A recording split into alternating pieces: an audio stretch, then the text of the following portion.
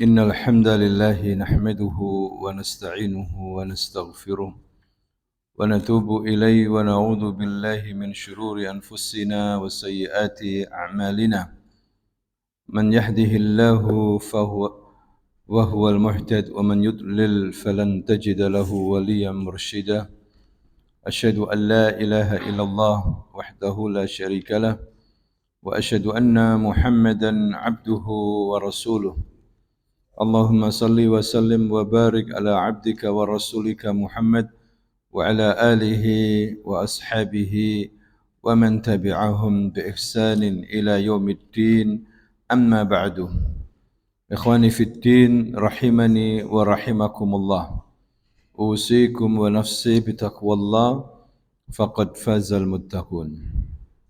Para jamaah yang dimuliakan Allah Subhanahu wa taala, alhamdulillah pada malam hari ini kita berada di salah satu rumah dari rumah-rumah Allah Subhanahu wa taala untuk melaksanakan ibadah, terutama ibadah salat, dan kita gunakan waktu kita dari maghrib hingga isya ini untuk belajar tentang agama kita.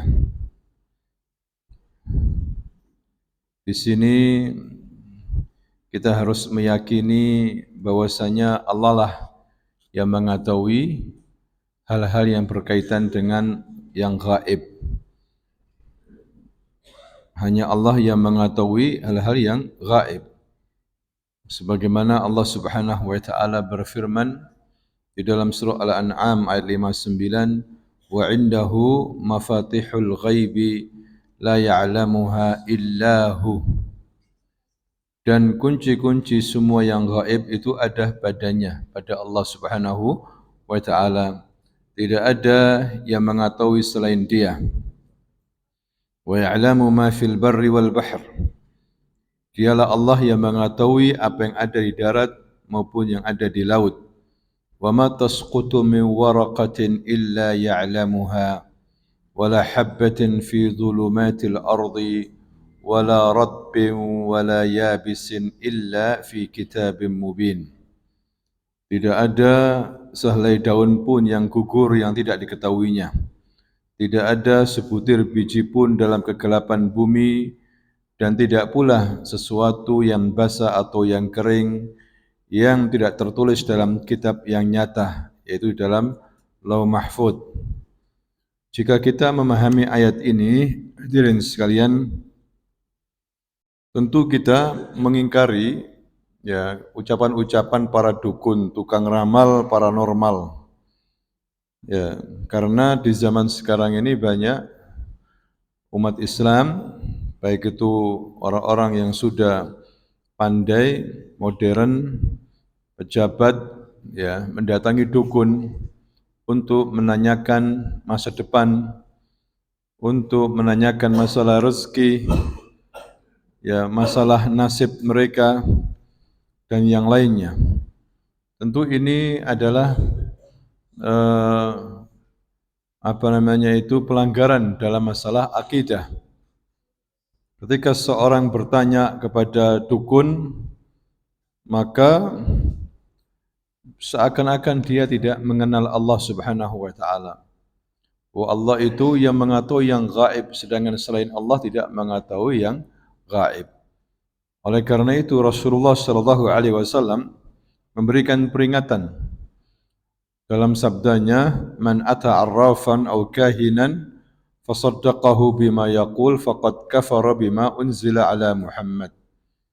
Barang siapa yang mendatangi tukang ramal atau dukun dan ia mempercayainya, maka ia telah kafir atas apa yang diturunkan kepada Nabi Muhammad sallallahu alaihi wasallam. Ini hati-hati hadirin sekalian, mendatangi paranormal, mendatangi orang pintar, mendatangi dukun dan mempercayai ucapan mereka. Maka dihukumi kafir. Siapa yang mengatakan ini? Nabi Muhammad sallallahu alaihi wasallam. Seharusnya seorang muslim semakin kuat agamanya, semakin kuat imannya, tidak mendatangi dukun, paranormal. Seperti itu. Karena hanya Allah yang tahu apa yang terjadi esok. Allah Subhanahu wa taala berfirman, "Innallaha 'indahu 'ilmus sa'ati wa yunazzilul ghaitsa wa ya'lamu ma fil arhami wa ma tadri nafsun madza taksibu ghadan wa ma tadri nafsun bi ayyi ardin tamut. Innallaha 'alimun khabir." Di dalam surah Luqman ayat 34, Allah berfirman yang artinya sesungguhnya hanya Allah, di sisi Allah lah ya ilmu tentang hari kiamat, dan Dia menurunkan hujan dan mengetahui apa yang ada di dalam rahim, dan tidak ada seorang pun yang dapat mengetahui dengan pasti apa yang akan dikerjakannya besok, dan tidak ada seorang pun yang dapat mengetahui di bumi di mana dia akan mati. Sungguh Allah Maha mengetahui, Maha mengenal. Jadi hadirin sekalian, adapun malaikat, ya Rasul, para nabi itu diberitahu oleh Allah beberapa hal masalah gaib, tapi tidak semuanya. Tapi tidak apa semuanya. Jadi kunci-kunci gaib itu di tangan Allah. Seperti yang tertulis di dalam surah Luqman ayat 34 tadi yang kita bacakan, ada 5 ilmu gaib itu. Yang pertama adalah tentang masalah hari kiamat. Tidak ada yang tahu tentang masalah hari kiamat kecuali Allah Subhanahu wa taala. Ya. Kemudian yang kedua, hadirin sekalian, ilmu gaib yang kedua adalah turunnya hujan. Ya, tidak ada yang tahu tentang turunnya hujan kecuali Allah. Manusia hanya bisa meramal saja. Tapi kepastian kapan turunnya hujan adalah Allah. Karena berapa banyak prediksi-prediksi manusia itu meleset tentang masalah hujan, walaupun dengan ya alat yang canggih sekalipun tidak bisa menentukan pastinya hujan turun. Kemudian yang ketiga adalah apa yang dikandung oleh rahim seorang ibu. Untuk menentukan anak ini laki-laki maupun perempuan itu tidak bisa. Ya, walaupun dengan USG misalnya, itu hanya menentukan. Ya, maksudnya meramal, memprediksi, tapi yang menentukan sekali lagi itu Allah Subhanahu wa taala. Kemudian apa yang dilakukan oleh orang esok hari, apa yang terjadi esok hari, itu juga Allah Subhanahu wa taala yang menentukan. Hadirin sekalian, manusia hanya bisa merencanakan, boleh merencanakan, tapi Allah yang tahu tentang apa yang terjadi, apa akan datang. Ya. Nah, ini yang harus kita pahami. Walaupun malaikat sekalipun ya tidak tahu tentang apa hal yang gaib, tentang masalah esok hari. Jadi hal-hal yang gaib ini hanya diketahui oleh Allah Subhanahu wa taala. Masalah roh misalnya, tidak tahu kecuali Allah Subhanahu wa taala. Kemudian juga tentang kematian. Yang kelima tentang apa? Kematian. Ma tadri nafsun bi ayyi ardin tamut. Ya, dan tidak tahu jiwa itu di bumi yang mana dia akan meninggal dunia. Kapan dia akan apa? Meninggal dunia. Itu hanya Allah Subhanahu wa taala. Hadirin sekalian. Jadi ini yang akidah yang harus kita apa? Yakini tentang 5 hal ini. Jadi terutama apa? Tentang kematian, tentang al-maut, tentang ajal. Ya, karena sudah dipastikan ajal seseorang itu. Tes ya. Inna likulli ummatin ajal. Sungguhnya setiap umat, setiap manusia, setiap hamba itu sudah ditentukan ajalnya. Fa idza jaa ajaluhum la yastakhiruna sa'atan wa la yastaqdimun. Apabila datang ajal seseorang, ya tidak bisa diakhirkan, ya atau didahulukan. Ya, setiap manusia pasti mengalami kematian. Ya, tapi kapan mati kita tidak tahu. Terkadang yang muda lebih dulu. Ya, semakin tua enggak mati-mati, tunggu-tunggu enggak mati-mati. Ya, justru yang muda apa yang mati. Yang sakit enggak mati, justru yang sehat apa? Mati. Allah yang menentukan semuanya. Hadirin sekalian. Allah yang telah menakdirkan. Ya, makanya kita disuruh mempersiapkan diri. Ittaqu hadimul ladzat. Ya, takutlah kalian dengan apa? Penghancur kelezatan. Maksudnya al-maut. Ya, itulah pemotong apa? Kelezatan. Kita disuruh mempersiapkan diri. Wa tazawwadu fa inna khairaz zadid taqwa. Ya, berbekallah kalian karena sebaik-baik bekal itu apa? Ketakwaan kepada Allah. Takwa kepada Allah sebaik-baik apa? Bekal, hadirin sekalian. Ya, karena eh, apa namanya? Takwa itu adalah kita melaksanakan perintah-perintah Allah dan menjauhi larangan-larangannya. Ini yang paling baik yang kita kerjakan dalam kehidupan kita, takwa kepada Allah Subhanahu wa taala. Kemudian yang kedua adalah akidah kita tentang masalah rezeki. Rezeki, hadirin sekalian, adalah Allah yang memberikan, dan Allah Subhanahu wa taala memberikan rezeki yang banyak kepada hamba-hambanya. Ini termasuk rahmat Allah Subhanahu wa taala sebagaimana Allah Subhanahu wa taala berfirman di dalam surah Hud. Di dalam surah apa? Hud, tentang apa? Rezeki. Ya, yaitu ayat yang ke-6. Wa ma min dabatin fil ardi illa 'ala Allahi rizquha. Dan tidak ada satupun makhluk yang berjalan di muka bumi ini melainkan Allah lah yang memberikan apa? Rezeki. Begitu juga Allah berfirman di dalam surah Al-Jumu'ah ayat 11. Wallahu khairur raziqin. Dan Allah sebaik-baik pemberi apa? Rezeki. Ya, innallaha huwar razzaqu dzul quwwatil matin. Di dalam surah Az-Zariyat ayat 58. Sesungguhnya Allah lah yang banyak memberikan rezeki, yang mempunyai kekuatan yang kokoh. Allah Subhanahu wa taala memberikan apa? Rezeki, hadirin sekalian. Hanya saja Allah dengan kebijaksanaannya itu, Allah terkadang memberikan rezeki yang berbeda dengan hamba-hambanya yang lain. Yang satu berbeda dengan apa? Yang lain. Sebagaimana Allah berfirman dalam surah An-Nahl ayat 71. Wallahu faddala ba'dakum ala ba'din fir rizq. Ya, dan Allah melebihkan sebagian kalian dari sebagian yang lain dalam hal rezeki. Ya, jadi itu ketentuan Allah Subhanahu wa taala.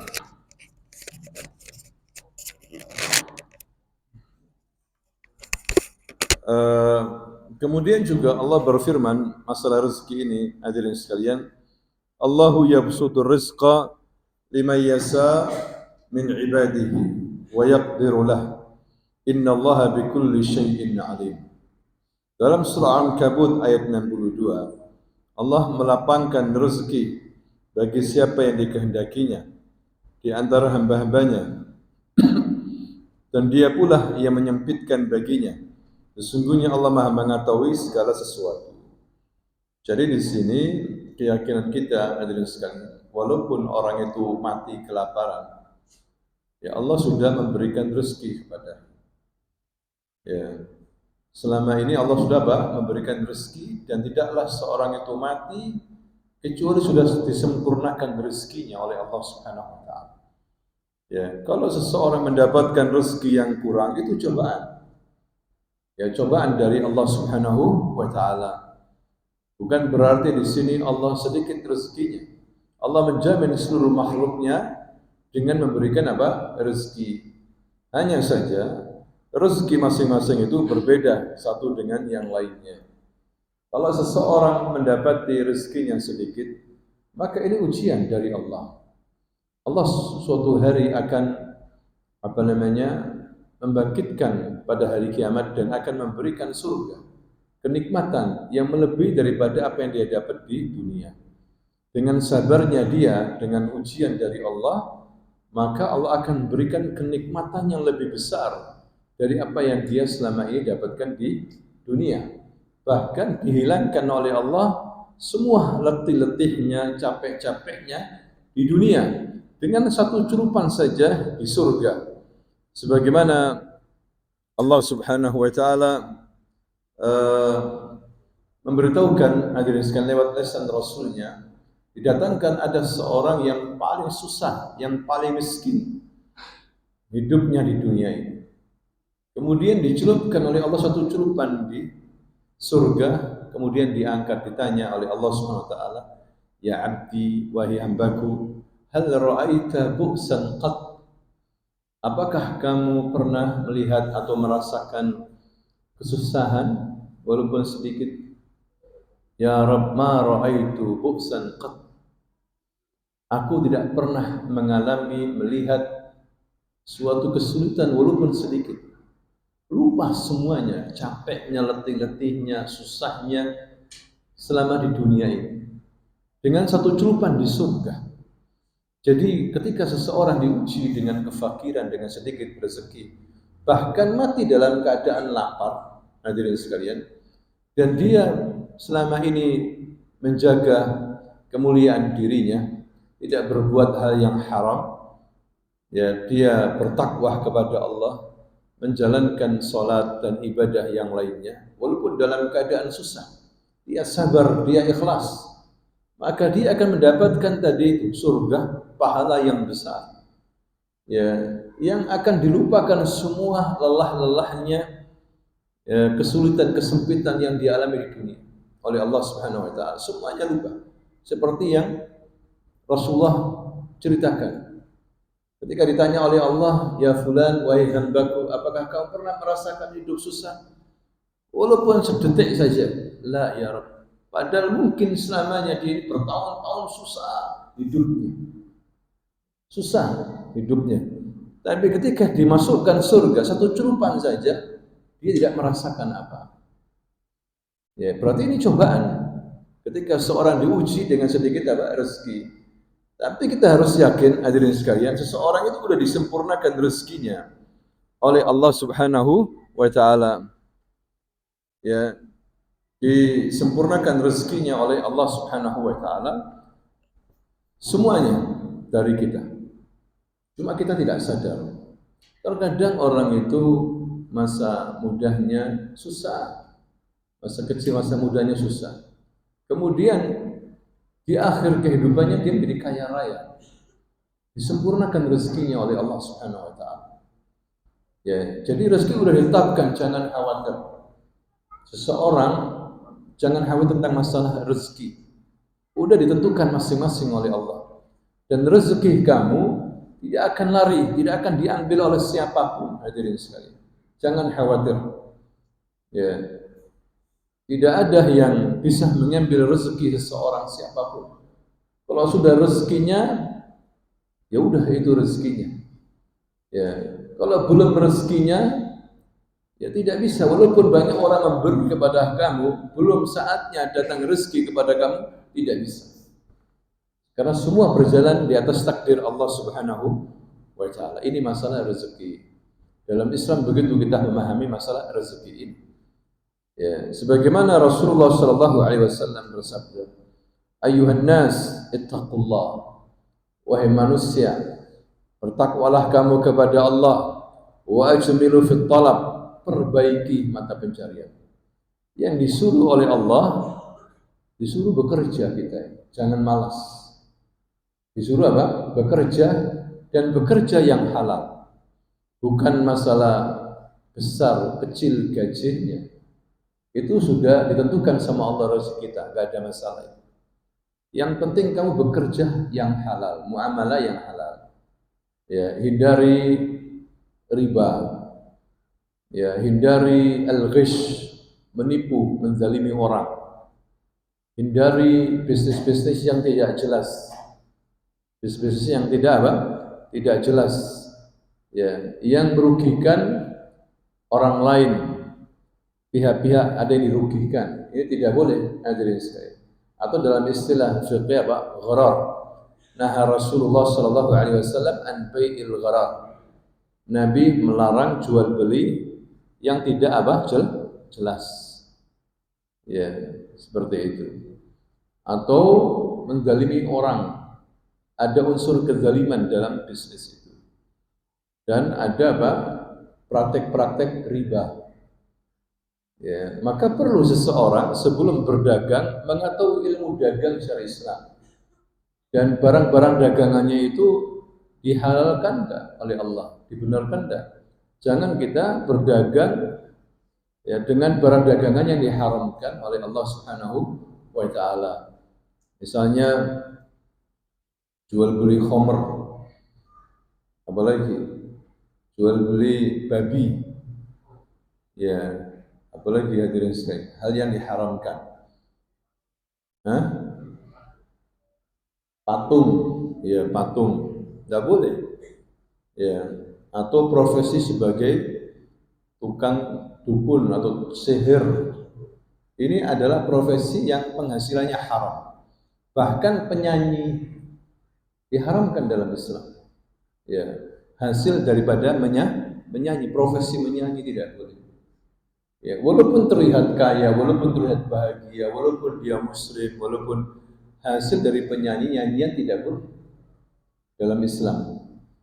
Ya, banyak anak-anak SMA, anak-anak itu anak-anak muda-muda pingin jadi penyanyi, pingin jadi pemain musik karena kaya-kaya, uangnya banyak, ya rumahnya bagus, mobilnya mewah.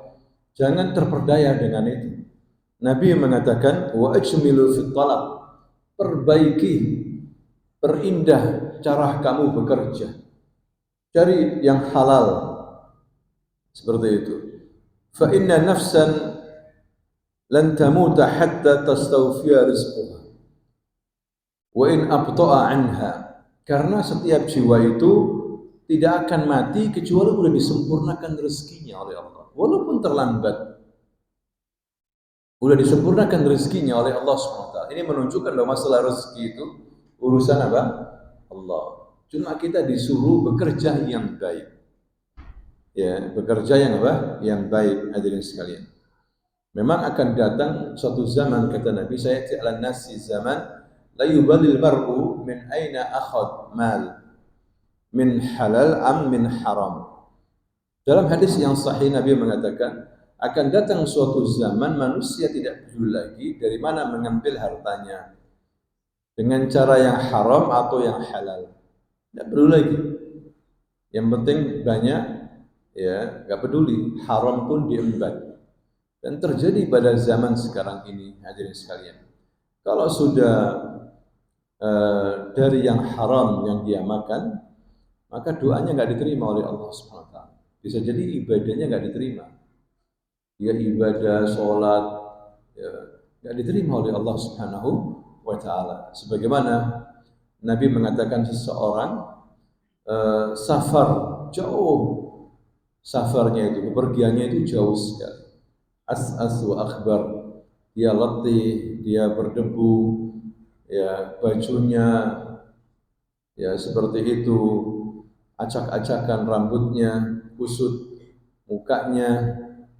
Kemudian dia kehabisan bekal dan mengangkat kedua tangannya dan mengatakan ya Rabb. Dia berdoa ya Rabb, ya Rabb. Ucapan ya Rabb itu sudah bagus.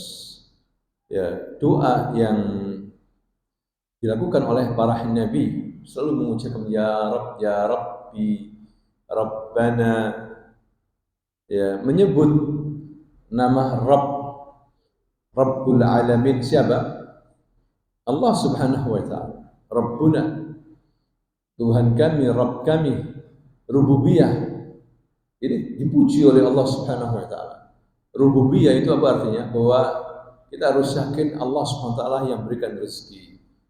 Ya, yang mematikan, menghidupkan, mengatur alam ini, yang menciptakan alam ini, Allah, rububiyah. Tidak ada yang ikut serta dalam hal ini. Kita mengisahkan Allah dalam hal rububiyah karena Allah Rabb.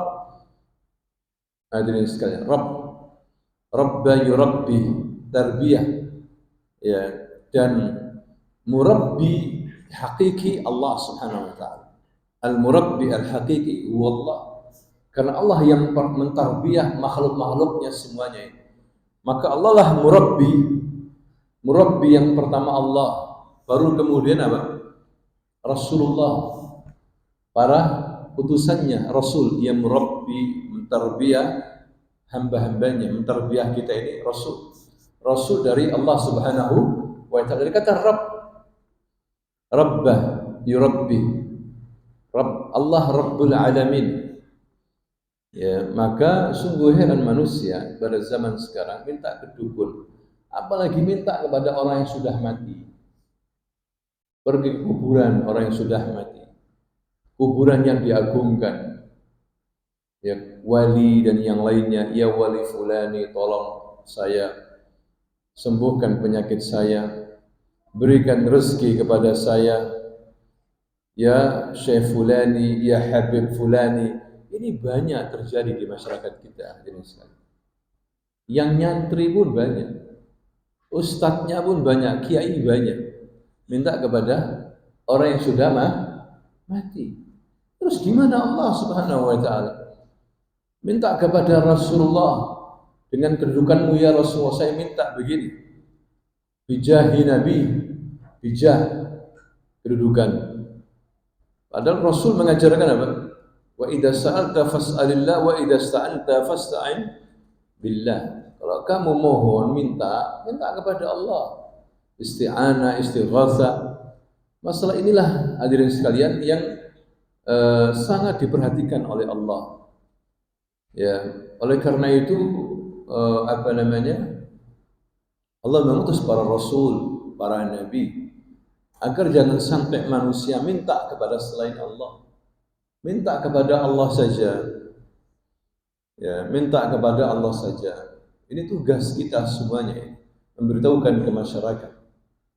Kuburan diagungkan, tidak ada dalam Islam. Kuburan harus diratakan dengan tanah. Ya, diagungkan ini bahaya. Ya, diagungkan itu apa? Bahaya. Nanti manusia minta kepada penghuni kubur itu, dibangun, kemudian dihias, bila perlu dibangun dengan emas. Ya, kalau punya uang. Ini adalah ajarannya siapa ini? Pertama yang mengajarkan siapa? Ke kuburan Syiah Rafidhah. Syiah Rafidhah. Ya, ada pemimpin mereka mati, dibangun kuburannya, mereka sholat di situ, minta di situ. Sampai sekarang kuburannya Khomeini kayak istana, hadirin sekalian. Dibangun dengan biaya yang sangat mahal sekali. Orang ke sana harus suruh sholat, suruh sujud. Bayangkan. Jangan kamu sujud kecuali hanya kepada Allah Subhanahu wa ta'ala. Kembali hadirin sekalian, sabda Nabi, seseorang tidak meninggal dunia kecuali apa? Sempurna rezekinya. Jangan khawatir masalah rezeki. Adik-adik, walaupun sekarang ini talibul ilmi, penuntut ilmu, enggak punya apa-apa, masyarakat yang membantu, kewajiban masyarakat yang membantu. Ya, jangan Anda berpikir masalah rezeki. Tenang, rezeki Anda sudah menanti. Anda tumbuh besar, dapat rezeki. Ya, yang penting kerja halal, jangan malas. Ada rezeki, jangan khawatir. Udah disediakan sama Allah Subhanahu wa ta'ala. Mikir pelajaran saja. Banyak menghafal Quran. Ya, banyak menghafal pelajaran-pelajaran, itu tugas Anda. Enggak usah mikiri apa? Rezeki. Ya, Anda disuruh urzuqni ya Razzaq. Minta gitu aja sudah. Masalah rezeki udah diatur sama Allah Subhanahu wa ta'ala. Ya. Kemudian Nabi meneruskan di sini, fattaqullaha wa ajmilu fit talab. Mengulangi lagi Rasulullah. Hendaklah kalian bertakwa kepada Allah dan perbaiki mata pencarianmu. Khudhu ma halla wa da'u ma haram. Ambil yang halal, tinggalkan yang apa? Haram. Jelas sekali. Jelas sekali. Ya, Nabi mengatakan seperti itu. Jadi dikatakan di sini Allah berfirman, fa ammal insanu idza mabtalahu rabbuhu fa akramahu wa na'amahu fa yaqulu rabbi akraman. Di sini Allah memberikan satu permisalan orang yang kurang sabar ya. Adapun manusia apabila Tuhannya memujinya lalu dia dimuliakannya dan diberikan rezeki kesenangan, maka ia mengatakan Tuhanku telah memuliakan aku. Wa amma idza ma btalahu faqadara alaihi rizqahu fa yaqulu rabbi ahanan. Adapun bila Tuhannya itu memujinya lalu membatasi rezekinya sedikit, lalu dia berkata Tuhanku menghinaku, maka janganlah berkata demikian ini. Ya. Ketika dikasih rezeki banyak, mengatakan ini baru agama. Ini agama bagus, Islam bagus. Dapat rezeki apa? Banyak. Ini baru Tuhan yang baik. Tapi kemudian bangkrut, rezekinya sedikit sekali. Ini agama apa? Ya, kok Tuhan seperti ini? Tuhan menghinaku. Aku tambah miskin jadi orang Muslim ini. Diuji oleh Allah Subhanahu wa taala. Jangan kamu seperti ini. Hadirin sekalian. Ya, sekali-sekali jangan mengatakan seperti itu. Barang siapa yang dikasih oleh Allah SWT kesenangan, bersyukur. Barang siapa yang dikasih oleh Allah sedikit rezeki, bersabar. Ajaban li amril mu'min. Sungguh ajaib urusan orang yang beriman itu. Keadaan orang beriman itu ajaib. Walaysa dzalika illa lil mu'min. Dan yang demikian itu hanya dimiliki oleh orang yang beriman saja. Idza asabathu sarra syakar fakana khairan lah. Apabila diuji dengan yang enak-enak, dia bersyukur, itu lebih baik bagi dia.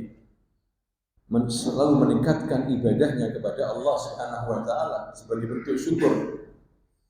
Wa idza asabathu dharra sabar fakana khairan lahu. Apabila diuji dengan yang tidak baik, dia bersabar dan itu lebih baik bagi dia keadaannya. Itulah kehidupan hadirin sekalian, kadang enak, kadang tidak enak, kadang rezeki banyak, kadang rezeki apa? Pas-pasan. Di dunia diuji. Semuanya serba cobaan dari Allah sampai kita berhasil melalui cobaan-cobaan ini. Dan dialami para nabi seperti itu. Ya, Nabi pernah kelaparan berhari-hari, diikat perutnya dengan batu. Ya, Nabi Ayub bagaimana? Diuji. Nabi Ayub ya diuji dengan kemiskinan, diuji dengan anaknya mati semuanya. Teman-temannya melarikan dia, tidak mau dekat sama dia kecuali 2 orang saja. Bertahun-tahun diuji dengan penyakit, sabarnya luar biasa. Jadi kalau kita diuji dengan seperti itu, ingat Nabi Ayub. Baca kisahnya siapa? Nabi Ayub. Kalau diuji dengan kekayaan, baca kisahnya Nabi Sulaiman, Nabi Dawud. Ya, Nabi Dawud diberikan kekayaan, tapi puasanya Masya Allah. Puasa pada Dawud, sehingga terkenal dengan puasa Dawud. Sehari puasa, sehari apa? Berbuka. Ya, sholatnya malamnya luar biasa. Tidur, sholat. Tidur lagi, sholat. Tidur lagi, sholat. Kita bisa seperti itu. Ya, bisa gelayang kepala kita.